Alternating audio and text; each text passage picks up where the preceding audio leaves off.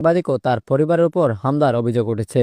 আহত হয়েছেন দৈনিক কালবেলার কোনাবাড়ি প্রতিনিধি মোহাম্মদ মানিক সহ তার স্বজনরা। অভিযোগ সূত্রে জানা যায়, গত 23 মার্চ বরাব দক্ষিণপাড়া এলাকায় অবৈধ মাদক ও অসামাজিক কার্যকলাপ নিয়ে একটি প্রতিবেদন প্রকাশ করেন সাংবাদিক মানিক।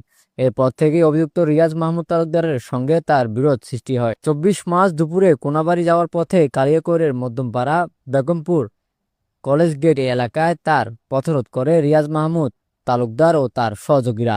এই সময় তারা লাঠিসোঁটা ও দেশীয় অস্ত্র দিয়ে মানিকের উপর হামলা চালায় বলে অভিযোগ রয়েছে। হামলায় মানিক গুরুতর আহত হন এবং তার ডান হাতের একটি আঙ্গুল ভেঙে যায়। এই সময় তার ছোট মেয়ে বাবাকে বাঁচাতে গেলে তাকেও মারধর করা হয়। পরে ঘটনাস্থলে এসে প্রতিবাদ করলে তার স্ত্রী কাকুলি ও স্বজন রাসেলকেও মারধর করা হয়।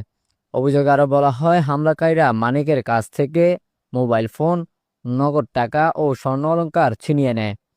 স্থানীয়দের সহায়তায় আহতদের উদ্ধার করে গাজীপুরের শহীদ তাজউদ্দিন আহমেদ মেডিকেল কলেজ হাসপাতালে ভর্তি করা হয়। এই ঘটনায় মানিকের স্ত্রী কাকুলি বাদী হয়ে কালিয়াকৈর থানায় 6 জনের বিরুদ্ধে অভিযোগ দায়ের করেন।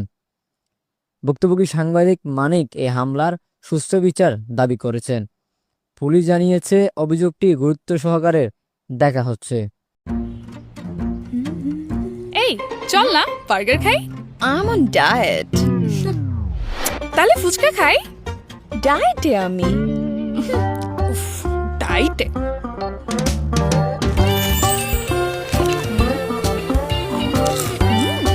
কি রে, তুই না ডাইটে? জিরোস খেতে কোনো এক্সকিউজ লাগে? নে তুইও খা।